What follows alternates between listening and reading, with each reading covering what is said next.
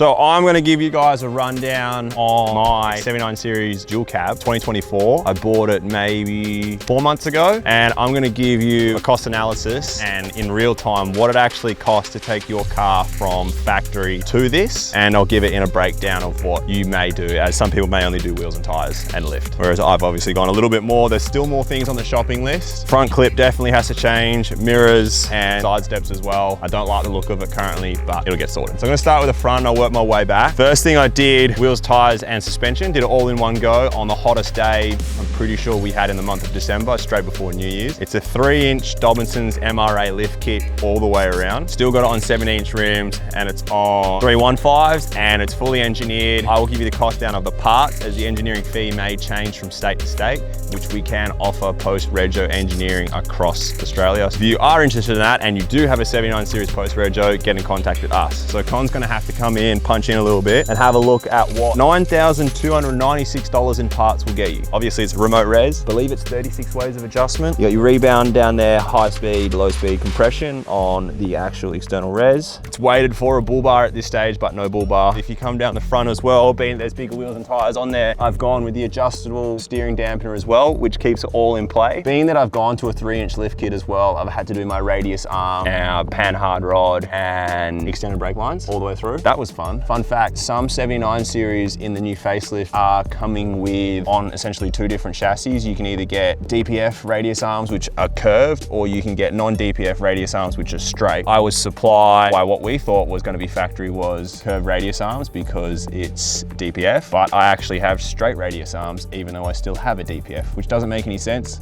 So there's a bit of crossover. We're actually not too sure what's going on, unless like Toyotas have leftover chassis or something like that and they're using or 2 different factories, we don't know. But we're now having to order both non-DPF and DPF radius arms from Blackhawk because we actually don't know what the car's gonna have, and then we return the ones we don't need. Fun fact, I hope I explained that right. I'll give you a cost on the wheels and tires. So for the steel wheels, which are gonna get changed to AS alloys, the Titans, and the rubber, we were looking at $3,170. The next thing I did was the platform rack from Rhino, the platform 6 with the backbone. That is $2,020. And this is all parts only. This isn't labor included, as I've installed all of this myself, bar the tray and canopy, which I'll get to, which the boys in the workshop did for me. The next thing was sound deadening. I've got the full car builder sound deadening pre-cut 4-wheel drive kit in there, stage 2. So for example, this is without sound deadening on a fender, quite tinny, hollow, and then with the sound deadening.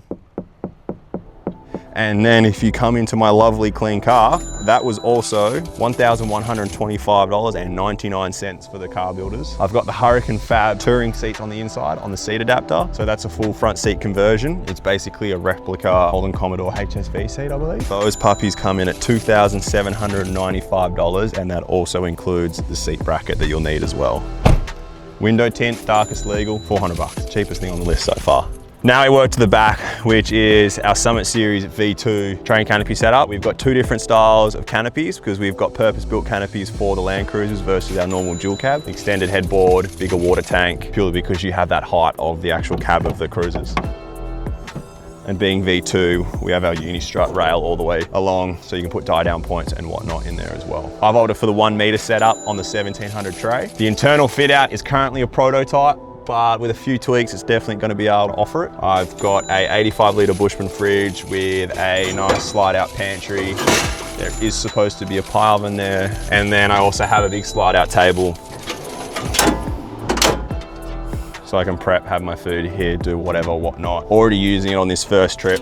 I've found that I've used this extra tail space here on the back of the tailgate, back of the tray for prepping food. I had the air fryer there last night. 12-volt system, full Renogy setup, 2000-watt inverter, 200 amp hour slimline battery, all on the Renogy 1-core monitoring screen, so I can see what's going in and what's coming out. And then we've got our 6-way switch as well. I believe it's 1 meter toolboxes, or is it 950?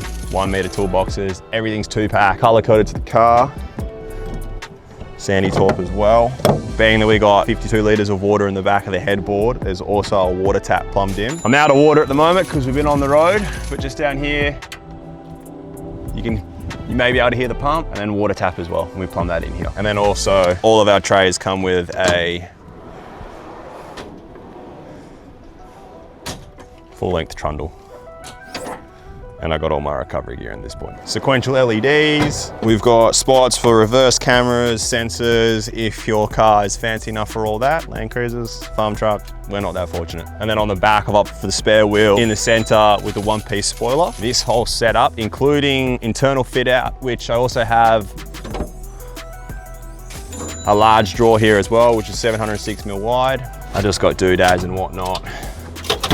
On the back side of the 12-volt system, we also have inlets for 240, andos, and cigarette lighters as well. So if you've got laptops, computers, TVs, or something you want to set up in here,